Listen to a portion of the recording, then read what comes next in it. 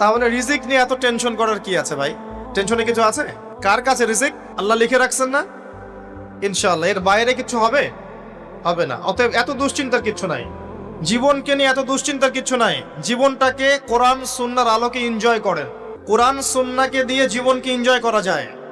কোরআন এবং সুন্নাহর আনুগত্যের মধ্য দিয়ে আপনি জীবনকে উপভোগ করেন, টেনশন করার দরকার নেই।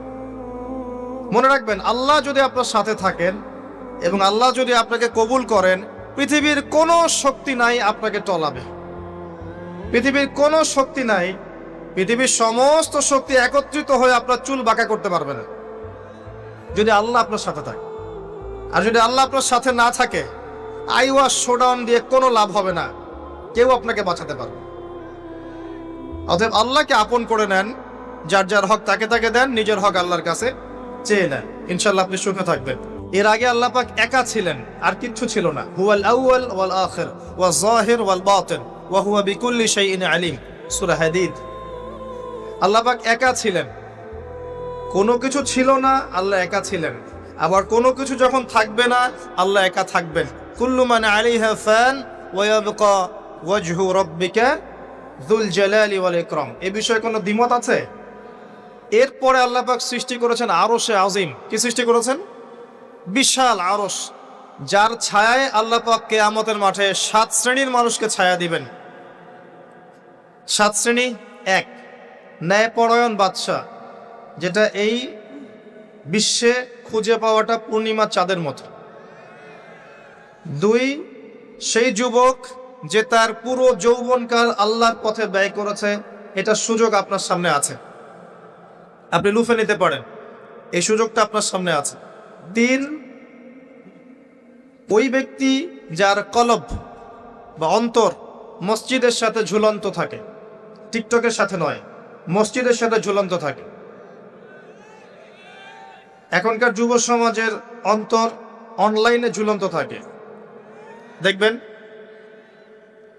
4, ওই দুই ব্যক্তি, যেই দুই ব্যক্তি পরস্পরকে শুধুমাত্র আল্লাহর জন্য ভালোবাসে। এখানে বয়ফ্রেন্ড গার্লফ্রেন্ড সম্পর্ক বোঝানো হয়নি।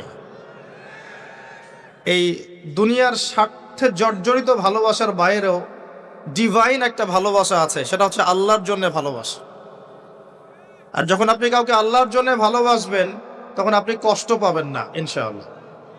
যখন আপনি ভালোবাসার মানুষের কাছে কিছু প্রত্যাশা করবেন, তখন আপনি কষ্ট পাবেন পদে পদে। আল্লাহর জন্য ভালোবাসেন মানুষকে, আপনি কষ্ট পাবেন না ইনশাআল্লাহ। দুই ব্যক্তি যারা পরস্পরকে আল্লাহর জন্য ভালোবাসে, আরো সে ছায়া ছায়া পাবে। 5, ওই যুবক যাকে কোনো সুন্দরী নারী আহ্বান করেছে জেনার জন্যে, কিন্তু সেই যুবক বলেছে আমি আল্লাহকে ভয় করি, যেটা এই জেনারেশনের মধ্যে খুঁজে পাওয়া দুষ্কর। বরং তারা উল্টা প্রত্যাশায় থাকে যে কখন কোনো মেয়ে আমাকে প্রপোজ করবে। তারা ইউসুফ নয় আলাইহিস সালাম। 6, ওই ব্যক্তি যার ডান হাত কি দান করছে, বাম হাত খবর রাখে না। ডান হাত কি দান করছে, বাম হাত খবর রাখে না। আমাদের মতো নয় যে অল্প কিছু দান করেই দানবীর টাইটেল লাগিয়ে মানুষের দুয়ারে দুয়ারে যাচ্ছি সাপোর্টের জন্য, এমন নয়। 7, ওই ব্যক্তি যে নীরবে নিভৃতে আল্লাহর কথা স্মরণ করে এবং আল্লাহর কথা স্মরণ করতে করতে তার চোখ দিয়ে অশ্রু প্রবাহিত হয়। এই 7 শ্রেণীর মানুষকে আল্লাহ রাব্বুল আলামিন তার ওই আরশের ছায়ায় কিয়ামতের মাঠে ছায়া দিবেন ইনশাআল্লাহ তাআলা। আমরা কি এই ছায়াটা পেতে চাই? অপশন আমাদের সামনে খোলা আছে। আমরা কিন্তু ওই যুবক হতে পারি, ওই দুই ব্যক্তি হতে পারি, ওই ব্যক্তি হতে পারি যে মসজিদের সাথে সম্পর্ক রাখে, গোপনে দান করতে পারি, রাতে নিভৃত আল্লাহর জন্য কাঁদতেও পারি না? সব সুযোগ আমাদের সামনে আছে। আল্লাহ চাইলে আপনি ন্যায়পরায়ণ বাদশাও হতে পারবেন ইনশাআল্লাহ, যদি আল্লাহ আপনার তাকদিরে লিখে রাখেন, এটাও সম্ভব। চলে আসেন, আরশে আজিমের পরে আল্লাহ পাক সৃষ্টি করেছেন কলম, এবং কলম সৃষ্টি করে আল্লাহ পাক পুরো মহাবিশ্বের তাকদির লিখেছেন। পৃথিবীর শেষ দিন পর্যন্ত কি হবে না হবে, খুঁটিনাটি বিষয়, এত খুঁটিনাটি যে আল্লাহ পাকের ওই লিখার বাইরে পৃথিবীতেও কোনো আযাব গজব আসে না। যা লিখা আছে ওটাই আসবে। পৃথিবীতে যা আসছে যে আযাব, যে বিপদ, যে বালা মুসিবত গুলো আসছে আসমানি এবং জমিনের, এগুলোও আল্লাহর কাছে লেখা আছে। বলেন সুবহানাল্লাহ। এমনকি এই পৃথিবীতে কতজন মানুষ এসেছে, চলে গেছে এবং আসবে, এই হিসেব আল্লাহর কাছে আছে। চিন্তা করতে পারেন, পৃথিবীতে কত মাখলুক আছে, হিসেব আল্লাহর কাছে আছে। এই মহাবিশ্বে কত গ্যালাক্সিজ আছে, গ্রহ নক্ষত্র আছে, আল্লাহর কাছে হিসেব আছে। পিঁপড়া কতটুকু আছে এই পৃথিবীতে, এটা আল্লাহ জানেন কতগুলো আছে। সমুদ্রের নিচে কি আছে আল্লাহ জানেন। প্রতিটা বিষয় মহাবিশ্বের লিখিত হয়ে গেছে। এখন যে আল্লাহর কাছে সব লিখিত আছে, সেই আল্লাহ কি আমার রিজিকের মালিক নন? তাহলে রিজিক নিয়ে এত টেনশন করার কি আছে ভাই? টেনশনে কিছু আছে? কার কাছে রিজিক? আল্লাহ লিখে রাখছেন না? ইনশাআল্লাহ এর বাইরে কিছু হবে? হবে না। অতএব এত দুশ্চিন্তার কিছু নাই। জীবনকে নিয়ে এত দুশ্চিন্তার কিছু নাই। জীবনটাকে কোরআন সুন্নাহর আলোকে এনজয় করেন। একটা বই আছে না, এনজয় ইওর লাইফ, বইটা পড়েছেন? কোরআন সুন্নাহকে দিয়ে জীবনকে এনজয় করা যায়। কোরআন এবং সুন্নাহর আনুগত্যের মধ্য দিয়ে আপনি জীবনকে উপভোগ করেন। টেনশন করার দরকার নেই। মনে রাখবেন, আল্লাহ যদি আপনার সাথে থাকেন এবং আল্লাহ যদি আপনাকে কবুল করেন, পৃথিবীর কোনো শক্তি নাই আপনাকে টলাবে। পৃথিবীর কোনো শক্তি নাই, পৃথিবীর সমস্ত শক্তি একত্রিত হয়ে আপনার চুল বাঁকা করতে পারবে না, যদি আল্লাহ আপনার সাথে থাকে। আর যদি আল্লাহ আপনার সাথে না থাকে, আইওয়াশ শোডাউন দিয়ে কোনো লাভ হবে না, কেউ আপনাকে বাঁচাতে পারবে। অতএব আল্লাহকে আপন করে নেন, যার যার হক তাকে তাকে দেন, নিজের হক আল্লাহর কাছে চেয়ে নেন, ইনশাল্লাহ আপনি সুখে থাকবেন। তাকদীর আল্লাহ পাক লিখে ফেলেছেন। এরপরে আল্লাহ রাব্বুল আলামিন কি লিখেছেন? এরপরে আল্লাহ রাব্বুল আলামিন মহাবিশ্ব সৃষ্টি করেছেন 6 দিনে। কয় দিনে? কোরআনে দলিল আছে, হুয়াল্লাযী খালাকাস সামাওয়াতি ওয়াল আরদা ফি সিত্তাতি আইয়াম। তিনি সেই আল্লাহ যিনি আসমান সমূহ, একটা আসমান নয়, আসমান সমূহ মানে যতগুলো আসমান আছে। আর আমরা জানি 7টা আসমান আছে। কয়টা? 7টা মহাবিশ্ব আছে। এখন পর্যন্ত সায়েন্স যত কিছু আবিষ্কার করেছে, এগুলো প্রথম মহাবিশ্বের আবিষ্কার। দ্বিতীয়টাতে ওরা যেতেই পারেনি এখন পর্যন্ত। অতদূর পর্যন্ত স্পেসশিপ যেতেই পারবে না। কথা কি বুঝতে পারছেন? এটা প্রথম আসমানের বিষয়। এরকম আরো 6টা আসমান মহাবিশ্ব আল্লাহ পাক প্রস্তুত করেছেন। তারপরে আছে সিদরাতুল মুনতাহা, তার উপর একটা মহাসাগর আছে, তারপরে কুরসি, তার উপরে আরশে আজিম। আর আরশে আজিমের উপরে আল্লাহ সুবহানাহু ওয়া তাআলা।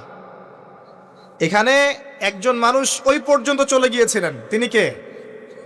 মুহাম্মদুর রাসূলুল্লাহ সাল্লাল্লাহু আলাইহি ওয়াসাল্লাম। তার মর্যাদা আর বোঝার বাকি আছে? তো সবার প্রতি অনুরোধ থাকবে, সেই ব্যক্তি, সেই নবী মুহাম্মদ সাল্লাল্লাহু আলাইহি ওয়াসাল্লামের সুন্নাহ মাফিক জীবনযাপন করেন। আল্লাহ পাক তৌফিক দান করুন। এবং এই সুন্নাহটা জীবনের একটা ক্ষেত্রে মানলে হবে না, জীবনের সমস্ত ক্ষেত্রেই মানতে চেষ্টা করতে হবে। আল্লাহ পাক তৌফিক দান করুন। আমিন। আল্লাহ রাব্বুল আলামিন এরপরে মহাবিশ্ব সৃষ্টি করে দীর্ঘদিন পর্যন্ত, অনন্তকাল বলবো না, দীর্ঘদিন পর্যন্ত মানুষ সৃষ্টি করেন নাই। জি, সূরা দাহরের প্রথম আয়াতে আল্লাহ পাক বলেছেন, হাল আতা আলাল ইনসান হিনুম মিনাদ দাহরি লাম ইয়াকুন শাইআম মাযকুরা। মানুষের উপরে এমন একটা সময় চলে গেছে যে মানুষ কোনো আলোচ্য বিষয় ছিল না। মানে মানুষ সৃষ্টি করা হবে, এখন দুনিয়া যা হচ্ছে দেখতে পাচ্ছেন, আমরা কোনো টপিকই ছিলাম না। এত সময় চলে গেছে মহাবিশ্ব। এখন মনে হয় দুনিয়াটা আমাদের, তাই না? মানুষই সব, মানুষই এই দুনিয়ার পলিটিক্যাল মালিক, ইকোনমিক মালিক, সংস্কৃতির মালিক, পরিবার, ব্যক্তি, সমাজ, সবকিছু মালিককে মালিক মনে হয় এখন মানুষকে। কিন্তু এমন একটা সময় ছিল যখন আল্লাহ বলছেন মানুষ সৃষ্টি হবে, এই বিষয়টা অনেক দূরের পথ ছিল। আল্লাহর জ্ঞানে ছিল, কিন্তু মহাবিশ্বে মানুষের অস্তিত্ব ছিল না। এই মহাবিশ্বেই মানুষের অস্তিত্ব ছিল না। আল্লাহ রাব্বুল আলামিন মহাবিশ্ব সৃষ্টি করেছেন কুন ফায়াকুন, হও হয়ে যাও। সূরা আম্বিয়ার 30 নম্বর আয়াতে আল্লাহ পাক বলেছেন, আওয়ালাম ইয়ারাল্লাযীনা কাফার, কাফেররা কি লক্ষ্য করে দেখে না, আন্নাস সামাওয়াতি ওয়াল আরদা কানাতা রাতকান ফাফাতাকনাহুমা, কাফেররা কি লক্ষ্য করে দেখে না যে আসমান সমূহ এবং জমিন একটা বিন্দুর মধ্যে একত্রিত ছিল, আমি আল্লাহ এটাকে বিস্ফোরিত করে দিয়েছি, পৃথক করে দিয়েছি। এটা সায়েন্সের একটা থিওরির সাথে মেলে না? কোন থিওরি? তারা বলছে বিগ ব্যাং থেকে সব সৃষ্টি হয়েছে, আর আল্লাহ পাক বলছেন বিগ ব্যাং আমি ঘটিয়েছি।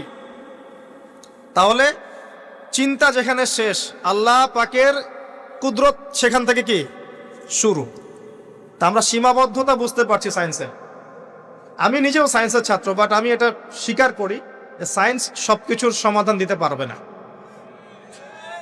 কারণ আপনি কমন একটা প্রশ্ন করেন যে রুহ কাকে বলে, সায়েন্সকে বলেন যে can you give us the definition of রুহ, আমাদেরকে রুহের সংজ্ঞা দিতে পারবেন? রুহটা কঠিন নাকি তরল না বায়বীয় না কি, আপনি কি ব্যাখ্যা করতে পারবেন?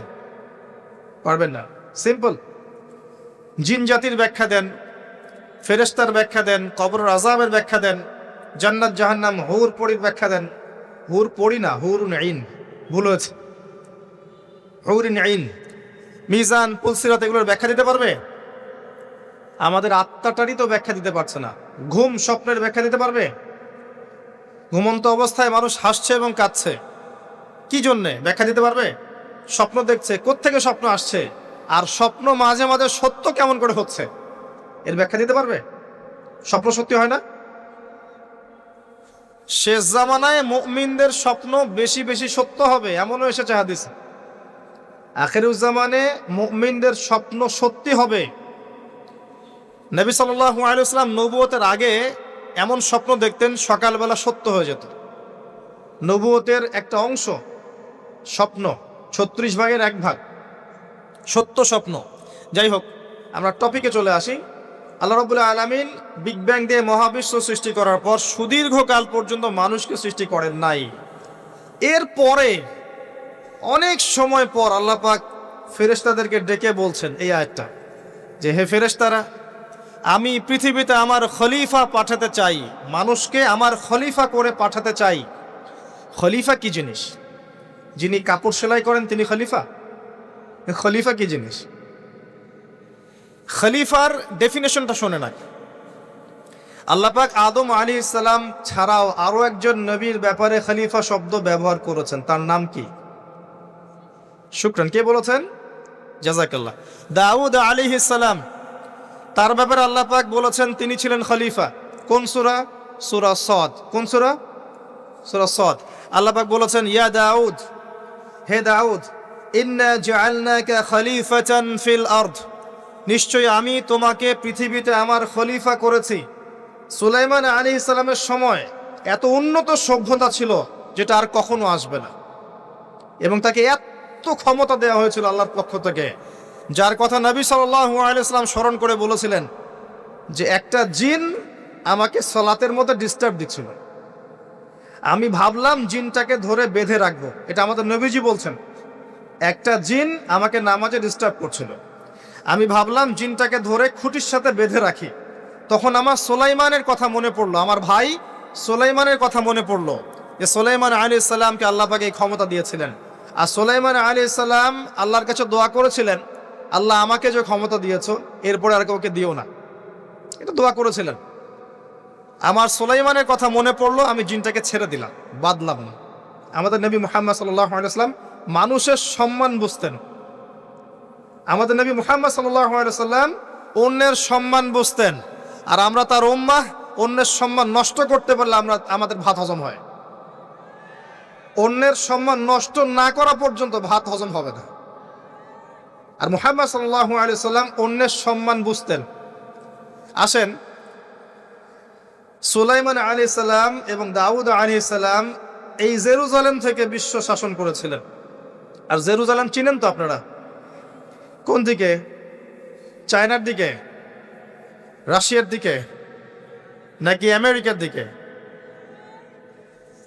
আচ্ছা, ওইদিকে আমরা পরে আসবো ইনশাল্লাহ। সভ্যতার সংকটের শেষের দিকে আমরা ওইদিকে আসবো ইনশাল্লাহ। এবার আসেন, দাউদ আলাইহিস সালামকে আল্লাহ পাক বলছেন তোমাকে খলিফা করেছে পৃথিবীতে, তোমার কাজ কি?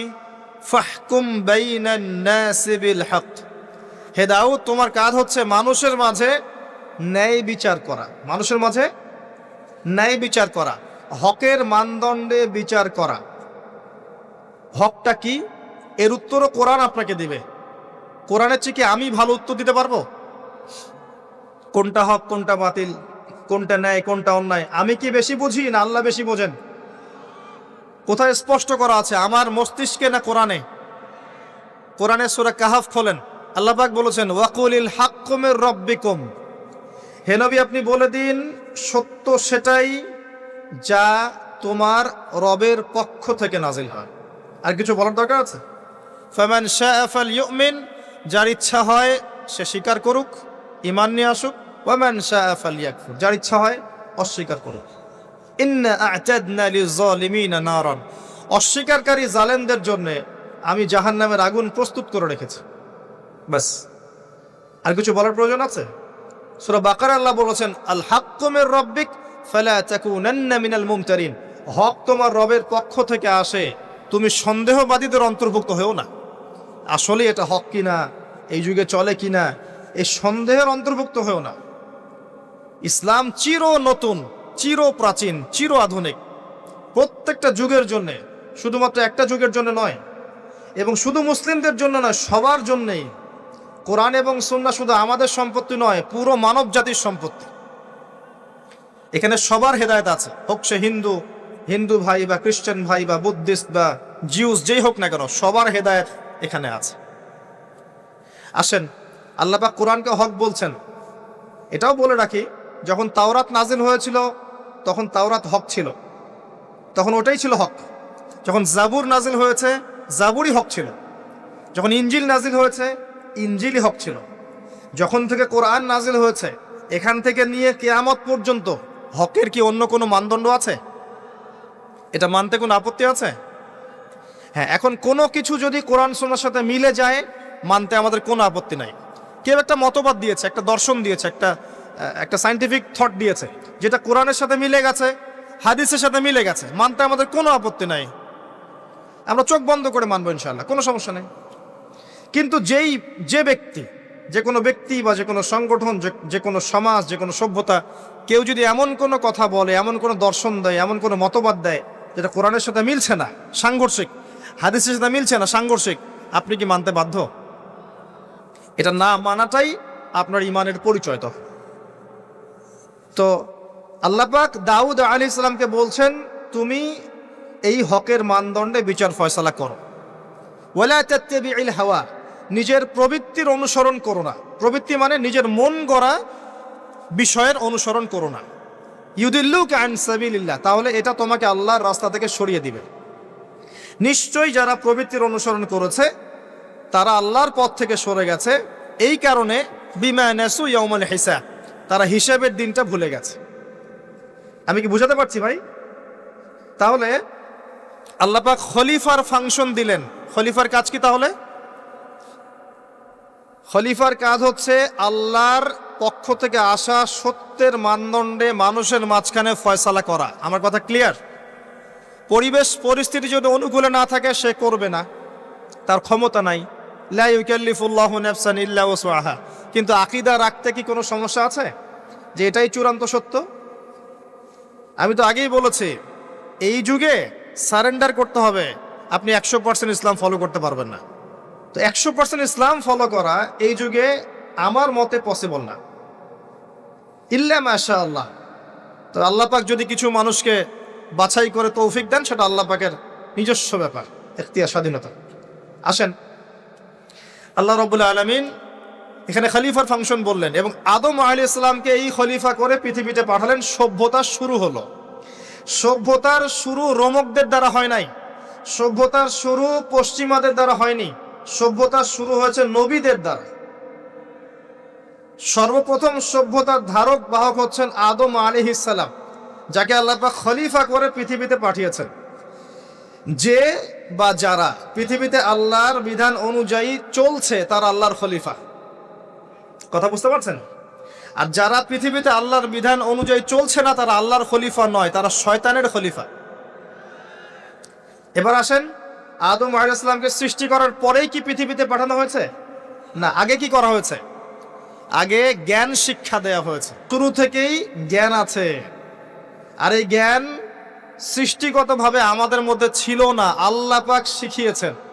তাহলে সভ্যতা এগিয়ে যাবে কিভাবে? জ্ঞান চর্চার মধ্য দিয়ে। বুঝতে পারছেন?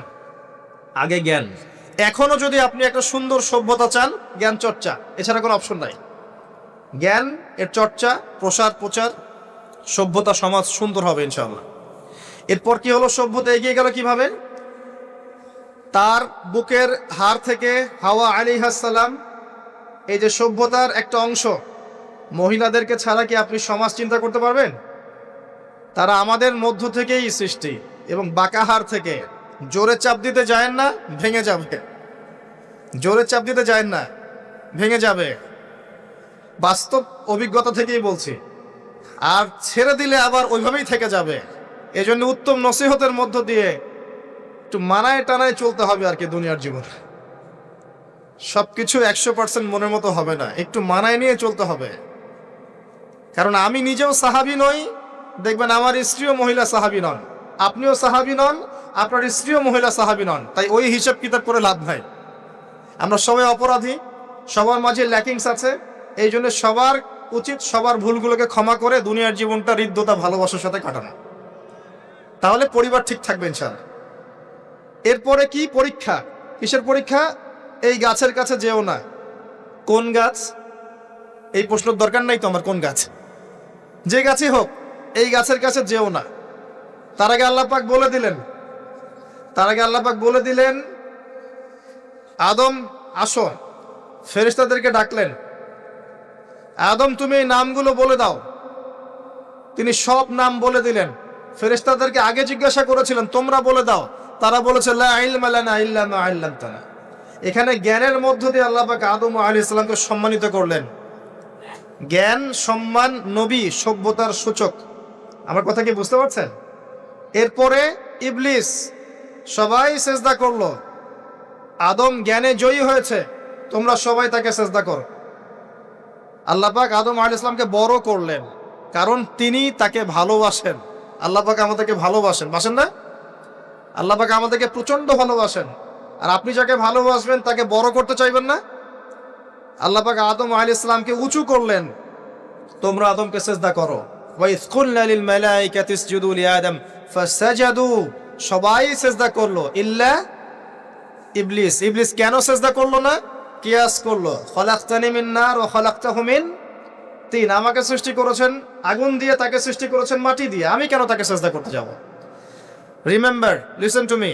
ইবলিসের জ্ঞান ছিল, ইবলিসের আমল ছিল।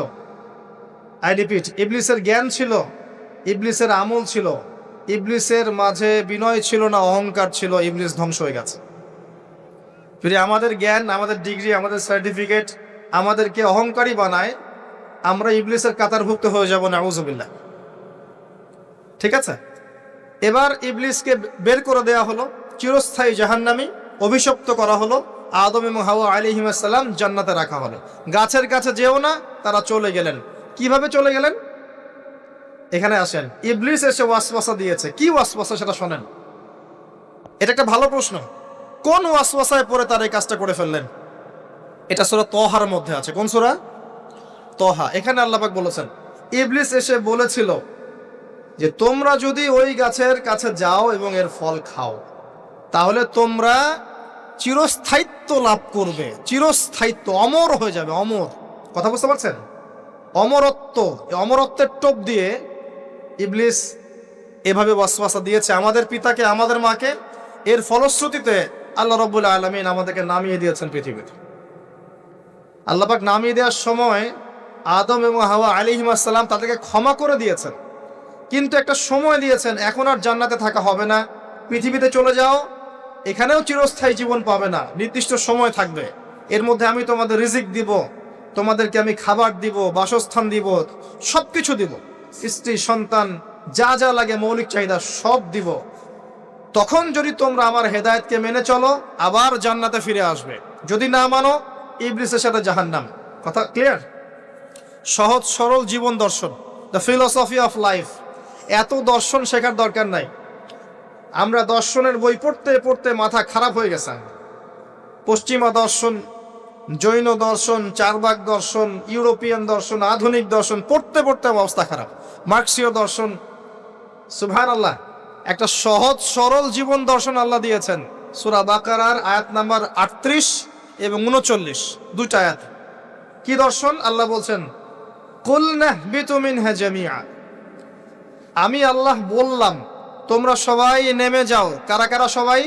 আদম, হাওয়া, ইবলিস, তোমরা নেমে যাও পৃথিবীতে। ফাইম্মা ইয়াতিয়ান্নাকুম মিন্নি হুদান, তোমাদের কাছে আমার পক্ষ থেকে হেদায়েত আসবে। কি আসবে? এই যে তাওরাত, জাবুর, ইনজিল, কোরআন, আল্লাহর বাণী, ওহী, এগুলো আসবে, রাসূল আসবেন। ফামান তাবিআ হুদায়া ফালা খাউফুন আলাইহিম ওয়ালা হুম ইয়াহজানুন, যে বা যারাই আমার এই হেদায়েতকে মেনে চলবে তাদের বিন্দু মাত্র ভয় নাই, কোনো টেনশন নাই, কোনো ভাবনা নাই, ইনশাআল্লাহ আবার জান্নাতে ফিরে আসবে ইনশাআল্লাহ। সুসংবাদ, ঠিক আছে? তারপরের আয়াত আল্লাহ পাক বলছেন ওয়াল্লাযীনা কাফারু ওয়া কাযযাবু বিআয়াতিনা, কিন্তু যারা আমার আয়াতকে মিথ্যা প্রতিপন্ন করবে এবং অস্বীকার করবে, কুফরি করবে, ফাউলাইকা আসহাবুন নার, এরা হবে জাহান্নামের অধিবাসী। কার সাথে? ইবলিসের সাথে। হুম ফিহা খালিদুন, তারা সেখানে চিরস্থায়ী হবে। সহজ সরল জীবন দর্শন, দ্য ফিলোসফি অফ লাইফ।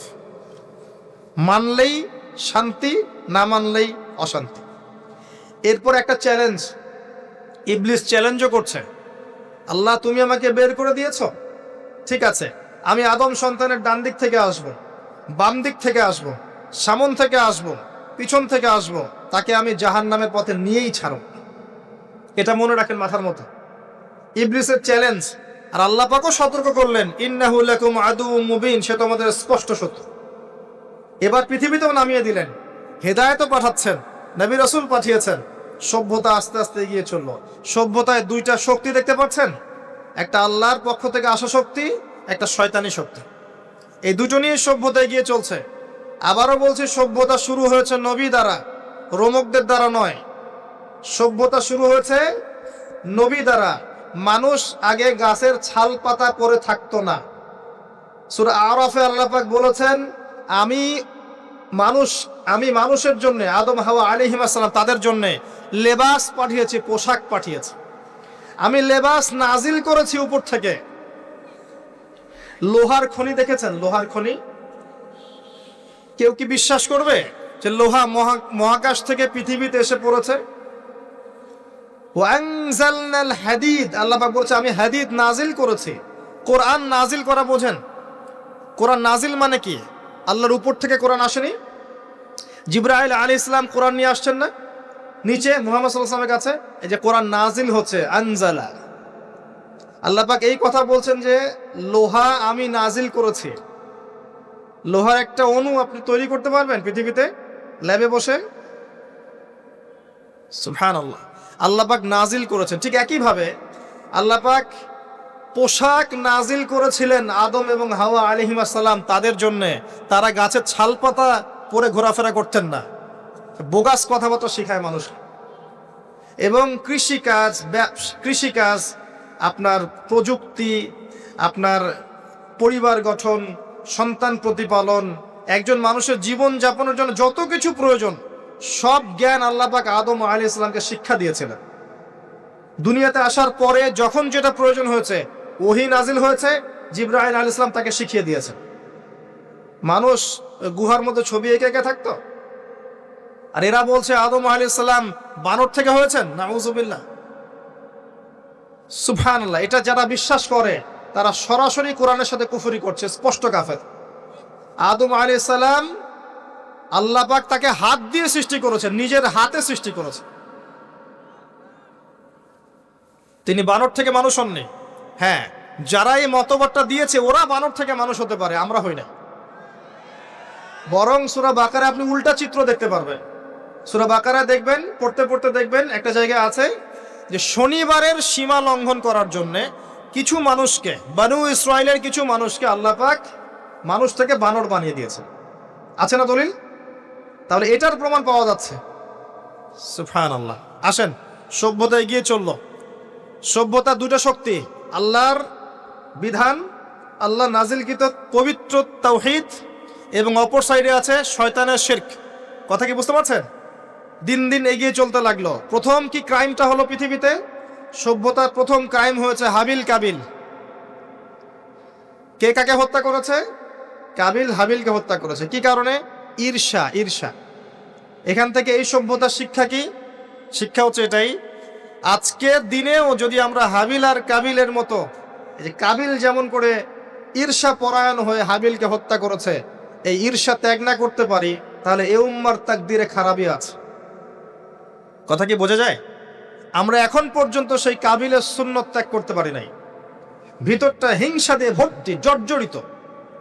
এগুলো যদি খুলে আল্লাহ পাক দেখাতে পারতেন জনগণের সামনে, লজ্জায়, দুর্গন্ধে, ধিক্কার জানাতে জানাতে আপনি আমার লেকচারও শুনতে আসতেন না।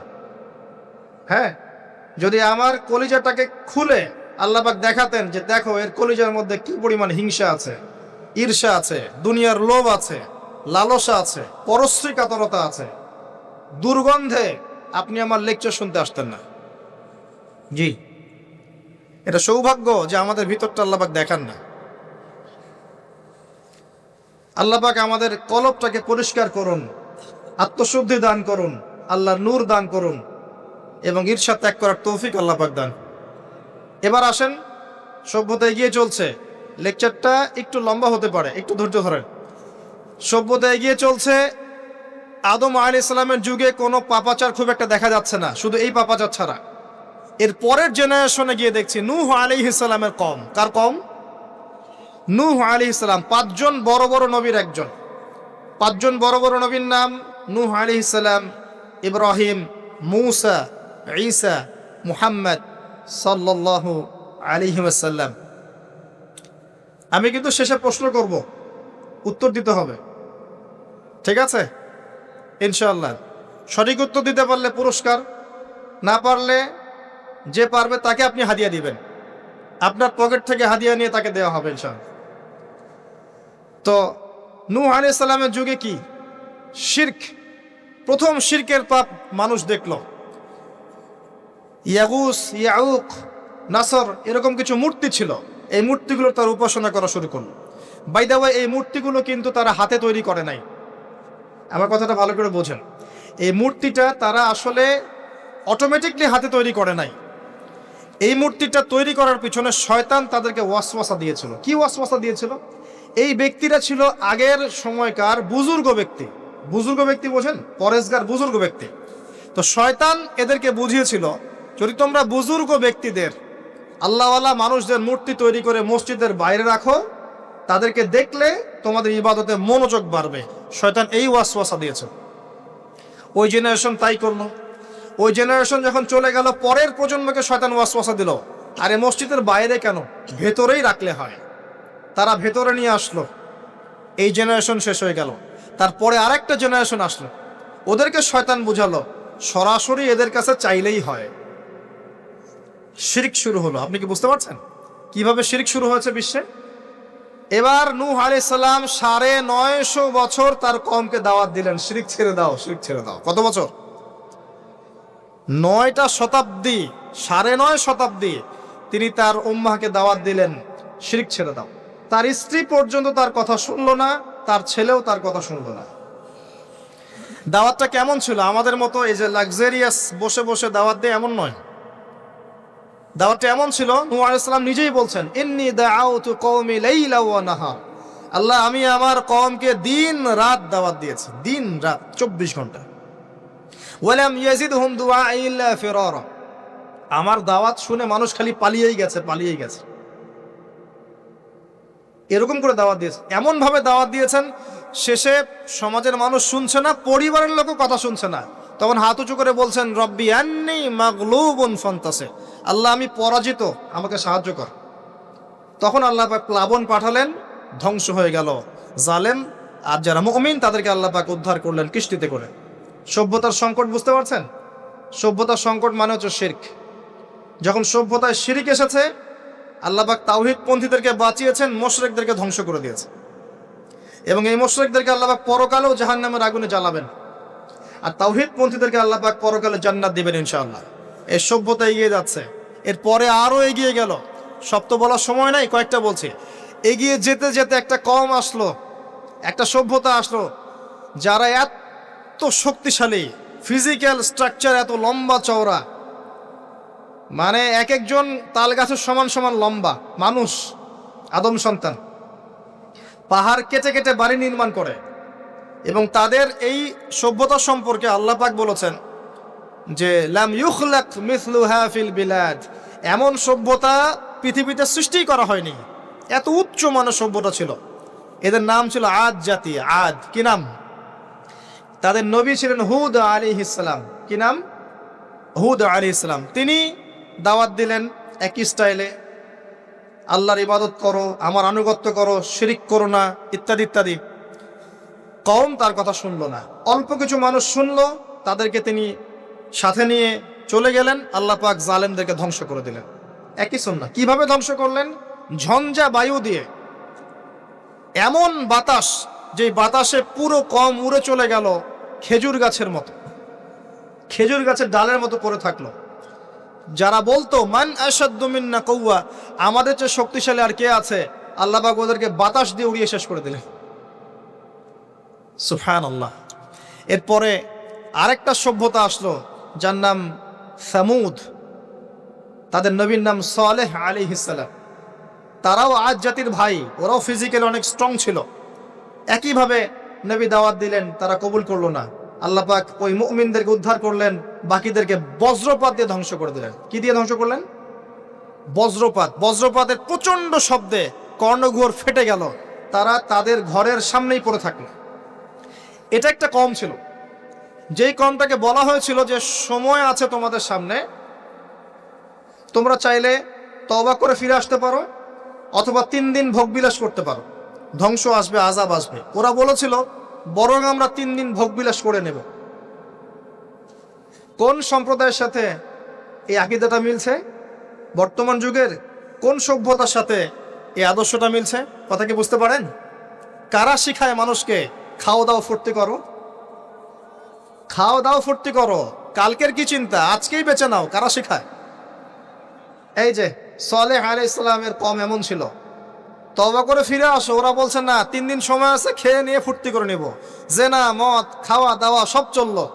তৃতীয় দিন সকালবেলা ফজরের সময় বিকট শব্দে ওদের কর্ণগুহর আল্লাহ ফাটিয়ে দিলেন, এবং ঘরের সামনে চিৎপটাং হয়ে পড়ে থাকলো। কম শেষ, ডিস্ট্রয়। এখনো হিজাজ অঞ্চলে তাদের ধ্বংসাবশেষ দেখা যায়, অনলাইনে সার্চ করে দেখেন। সভ্যতা এগিয়ে চললো। আপনি কি সভ্যতার এগিয়ে যাওয়ার মধ্যে মিল পাচ্ছেন? কোনো একটা কমন জিনিস পাচ্ছেন? প্রত্যেক সভ্যতা আল্লাহ পাক ওহী নাজিল করেছেন, রাসূল পাঠিয়েছেন, আনুগত্যের দিকে আহ্বান করেছেন। যারা করে নাই ধ্বংস, যারা করেছে সফল। সভ্যতার সংকট। সভ্যতা এগিয়ে যেতে যেতে একটা কওম আসলো, যার নাম হচ্ছে শুআয়ব, কওমে মাদিয়ান। কি নাম? কওমে মাদিয়ান। শুআয়ব আলাইহিস সালামের কওম। শুআয়ব আলাইহিস সালাম একজন নবী ছিলেন, যিনি তার মেয়েকে মূসা আলাইহিস সালামের সাথে বিয়ে দিয়েছিলেন। ওইদিকে আমরা আসছি ইনশাআল্লাহ। শুআয়ব আলাইহিস সালামের কওমের অপরাধ ছিল, এরা মাপে কম দিত এবং ডাকাতি করত। কি করত? ডাকাতি। আমরাও কিন্তু কম করি না ডাকাতি। এখন আমরা নেক্সট সুরতেও ডাকাতি করি, বৎসুরতেও ডাকাতি করি, করি না? অনেকে তো কোটটাই পরে ডাকাতি করে,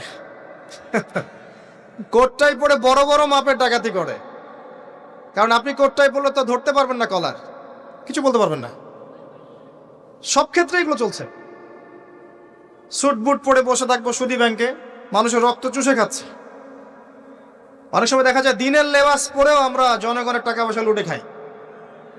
হ্যাঁ, তো ওই যে ডাকাতি করতো শুআয়ব আলাইহিস সালামের কওম, এবং তারা মাপে কম দিত। রমজান মাসে একটা অনুরোধ করবো, আল্লাহর ওয়াস্তে কৃত্রিম সংকট তৈরি করে মানুষকে কষ্ট দিয়েন না, বরং এই মাসে আপনি দাম আরো কমিয়ে দেন, আল্লাহ আপনার রিজিকে বারাকা দিবেন। ইনশাআল্লাহ মানুষকে খাওয়ান, বেশি বেশি ইফতার করান, বেশি বেশি ইফতার করান, সমাজ কল্যাণমূলক কাজ করেন, আল্লাহ রহম করবে ইনশাআল্লাহ। আল্লাহর ওয়াস্তে এই মাসটাকে কোটিপতি হওয়ার সুযোগ মনে করেন না, এটা আপনার ক্ষমা পাওয়ার মাস। আল্লাহ পাক বোঝার তৌফিক দান করুন তাদেরকে। তারপরেও কিছু মানুষ থাকবে, লাহুম কুলুবুন লা ইয়াফকাহুনা বিহা, যাদের কলব আছে উপলব্ধি করে না, ওয়া লাহুম আযানুন লা ইয়াসমাউনা বিহা ওয়া লাহুম আ'য়ুনুন লা ইবসিরুনা বিহা, কান আছে শোনে না, চোখ আছে দেখবে না। উলাইকা কাল আনআম, এরাই জন্তু জানোয়ারের মতো। বাল হুম আদাল, বরং তার চেয়ে ওরা নিকৃষ্ট। বাল হুম আদাল, বরং তার চাইতেও নিকৃষ্ট। ওয়া উলাইকা হুমুল গাফিলুন, এরা গাফিল সম্প্রদায়। আসেন, মাপে কম দেওয়া, ডাকাতি করার কারণে আল্লাহ পাক কি করলেন? আল্লাহ পাক এই মাদিয়ান জাতি ইতিহাসে প্রথমবার, সভ্যতায় প্রথমবার এই মাদিয়ান জাতিকে আল্লাহ পাক ভূমিকম্প দিয়ে ধ্বংস করেছে।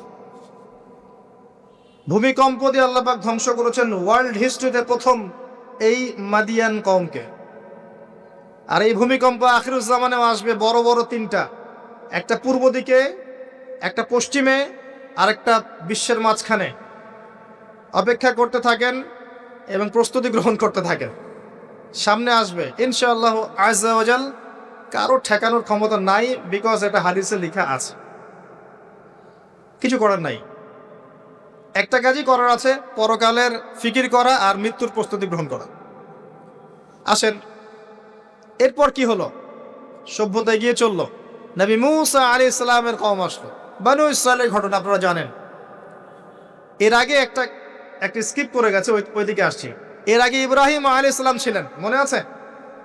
ওই যে নমরুদ, ইব্রাহিম আলাইহিস সালাম বাবা তার আহ্বানে সাড়া দিচ্ছে না, বাড়ির থেকে চলে গেলেন। স্ত্রী সারা কিনে চলে গেলেন প্যালেস্টাইন, সেখানে থাকা শুরু করলেন।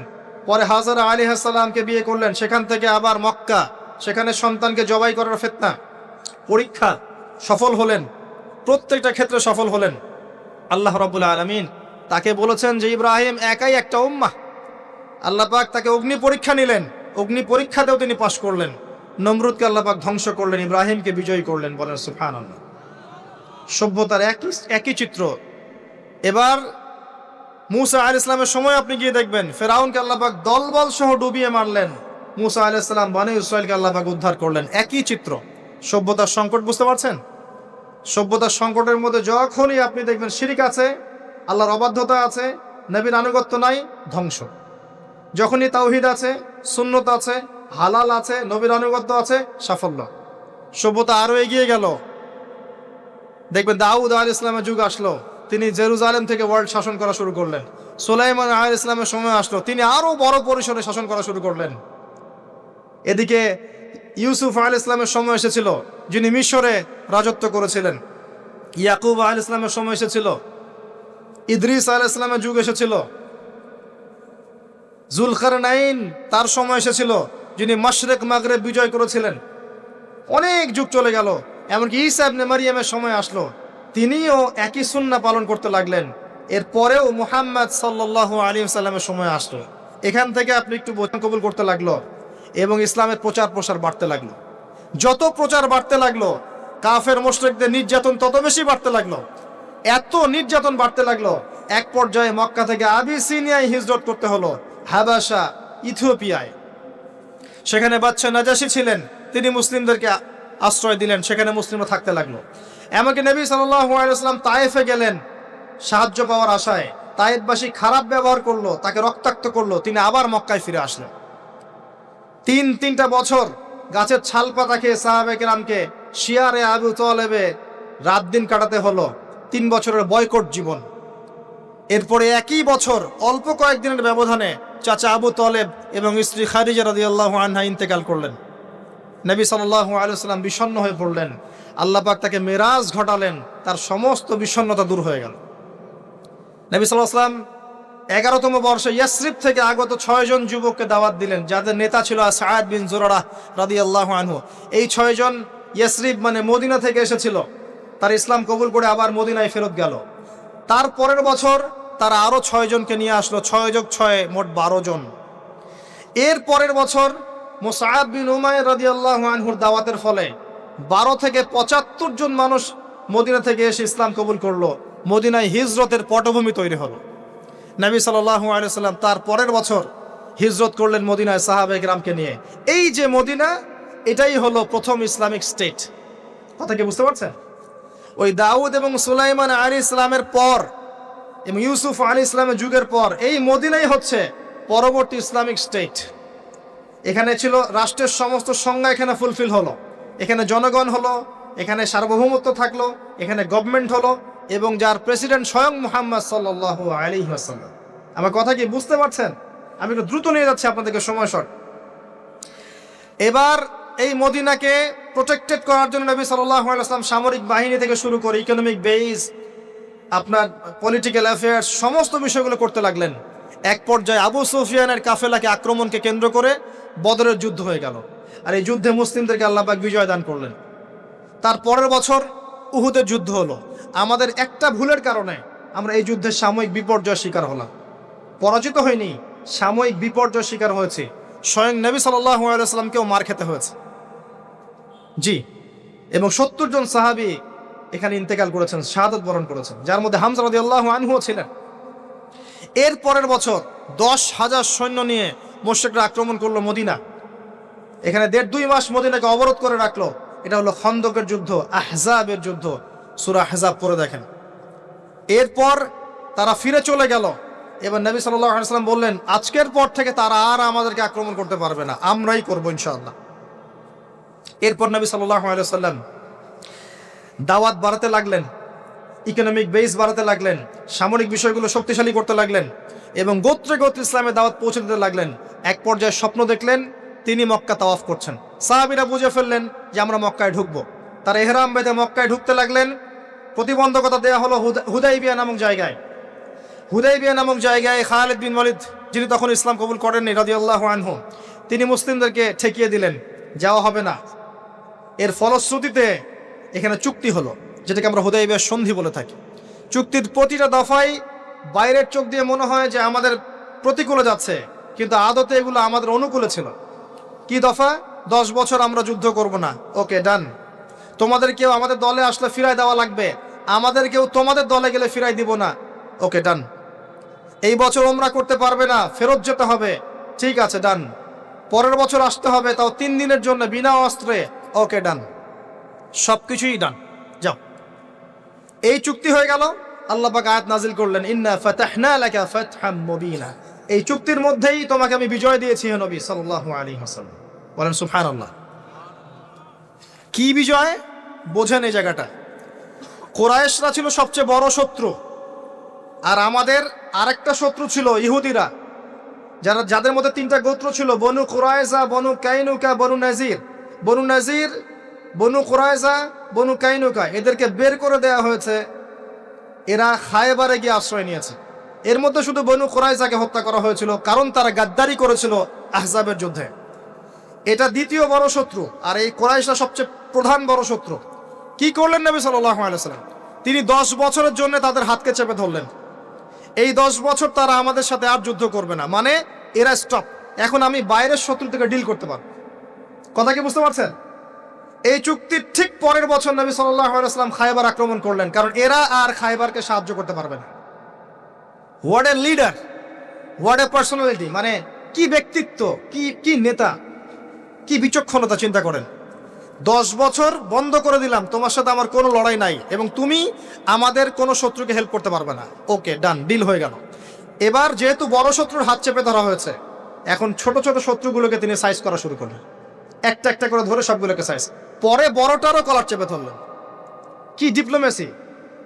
আমরা খালি এখন মিষ্টি খাওয়া সুন্নত জানি, আমরা এখন জিওপলিটিক্যাল ডিপ্লোম্যাটিক সুন্নাত জানি না। জি, চিন্তা করে দেখ, এই জায়গাটা খুব ভালো করে বুঝবেন। খায়বার বিজয়ের পর থেকে নিয়ে মুসলিমদের আর্থসামাজিক অবস্থা আরো বাড়তে লাগলো, প্রচুর সম্পদ গনিমত বাড়তে লাগলো এবং পররাষ্ট্রনীতি অ্যাপ্লাই করা হলো। রোমক সম্রাটকে দাওয়াত দেওয়া হচ্ছে, মিশরের বাদশাকে দাওয়াত দেওয়া হচ্ছে, পারস্যে দাওয়াত দেওয়া হচ্ছে। আস্তে আস্তে সারা বিশ্বে ইসলামের দাওয়াত ছড়িয়ে পড়ল। এক পর্যায়ে মাত্র এই চুক্তির 3-4-5 বছর পরেই, এই চুক্তির 10 বছর যায় নাই, 3 বা 4 বছর পরেই, 3-4 4.5 এরকম বছর পরেই বিনা যুদ্ধে বিশাল সেনাবাহিনীকে নিয়ে নবী সাল্লাল্লাহু আলাইহি ওয়াসাল্লাম এই মক্কা আক্রমণ করলেন। মক্কা বিজয়। কোন মক্কা? যেই মক্কায় আগে শিরিক ছিল এখন শিরিক নাই, যেই মক্কায় সুদ ছিল এখন সুদ নাই, যেই মক্কায় নারীকে জীবন্ত কবর দেওয়া হয়েছে, নারীর কোনো অবমাননা নাই, যেই মক্কার মধ্যে মাদকের সয়লাভ ছিল কোনো সয়লাভ নাই, যে মক্কায় গোত্রীয় হানাহানি কাটাকাটি ছিল এখন কিচ্ছু নাই, সবাই ভাই ভাই। এই মক্কা, জাহেলিয়াতের মক্কাকে আল্লাহ রাসূল সাল্লাল্লাহু আলাইহি ওয়াসাল্লাম 23 বছরের ব্যবধানে একেবারে টোটাল ইসলামিক পরিবেশে পরিণত করলেন। সেই আল্লাহ কি মরে গেছেন? সেই নবীর আদর্শ কি মরে গেছে? আল্লাহ নাজিল করা সেই কিতাব কি উঠে গেছে পৃথিবী থেকে? তাহলে ওই জাহেলি সমাজকে যদি পরিবর্তন করা যায়, আমাদের জাহেলিয়াতকে পরিবর্তন করা সম্ভব না? এই বিশ্বের জাহেলিয়াত পরিবর্তন করা সম্ভব নয়? আমরা করতে পারি না পারি, আল্লাহ পাক এমন প্রজন্ম আনবেন, দেখে নিন তারা করে দেখাবে ইনশাআল্লাহ। যখন আল মাহদি আসবেন, ঈসা ইবনে মারিয়াম আসবেন, তখন জাহিলিয়াতের রেশ মাত্র থাকবে না ইনশাআল্লাহ, ইনশাআল্লাহু আযজা ওয়া জাল। এর আগ পর্যন্ত কঠিন সময় আছে। ওই কঠিন সময় যাওয়ার আগে আরেকটু পথ পাড়ি দেওয়া আপনাদেরকে। মুহাম্মদ সাল্লাল্লাহু আলাইহি সাল্লাম এই যে মক্কা ইসলামিক পুরো একটা এনভায়রনমেন্ট প্রতিষ্ঠা করলেন, এরপর কি এটা থেমে গিয়েছিল? এরপর আবু বকর সিদ্দিক রাদিয়াল্লাহু আনহু এসেছেন, তিনিও সেই খেলাফার দায়িত্ব পালন করেছেন। কোন খেলাফা? ফাহকুম বাইনান নাসি বিল হক, সূরা সাদ। তারপরে এসেছেন ওমর ইবনে খাত্তাব, আরো 10 বছর, তখন মুসলিমরা অর্ধ বিশ্ব শাসন করেছে। এরপরে এসেছেন উসমান রাদিয়াল্লাহু আনহু, মুসলিমরা আরো বড় বিশ্ব শাসন করেছে।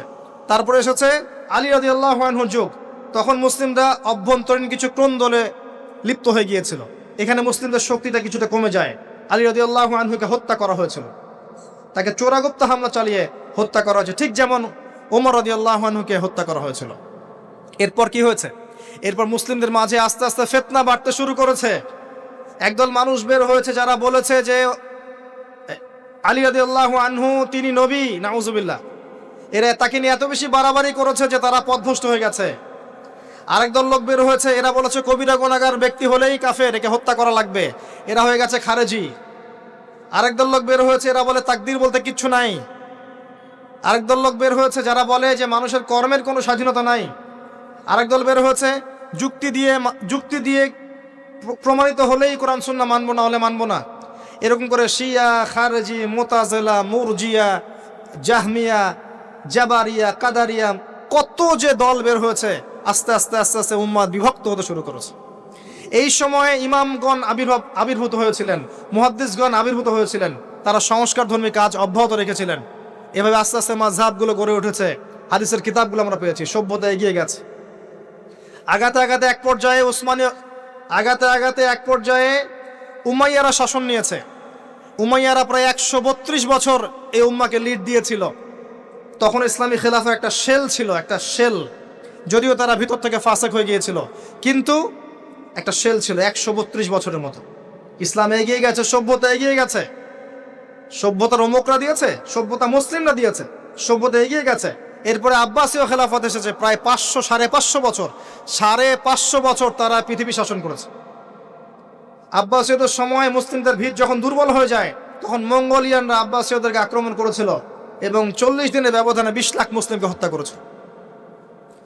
যখনই আল্লাহ পাকের ওই সুন্নাহ, যখনই অমুসলিমরা তো আছেই, মুসলিমরাও যদি আল্লাহর বিধান থেকে সরে গিয়েছে, আল্লাহ পাক ওদেরকেও সরিয়ে দিয়েছেন, নতুন সম্প্রদায় নিয়ে এসেছেন। এটাই সভ্যতার সংকট। আবার কথাটা ভালো করে বোঝেন, অমুসলিমদের কথা বাদ দেন, মুসলিমরা যখন দায়িত্ব পেয়েছে মুহাম্মদ সাল্লাল্লাহু আলাইহি ওয়াসাল্লামের সময় থেকে নিয়ে, তখন মুসলিমরাও যদি আল্লাহ এবং তার রাসূলের অবাধ্যতা করেছে, আল্লাহ পাক মুসলিমদেরকেও সরিয়ে দিয়েছেন, অন্য নতুন প্রজন্মকে নিয়ে এসেছেন। এটা আল্লাহর সুন্নত, মনে রাখবেন।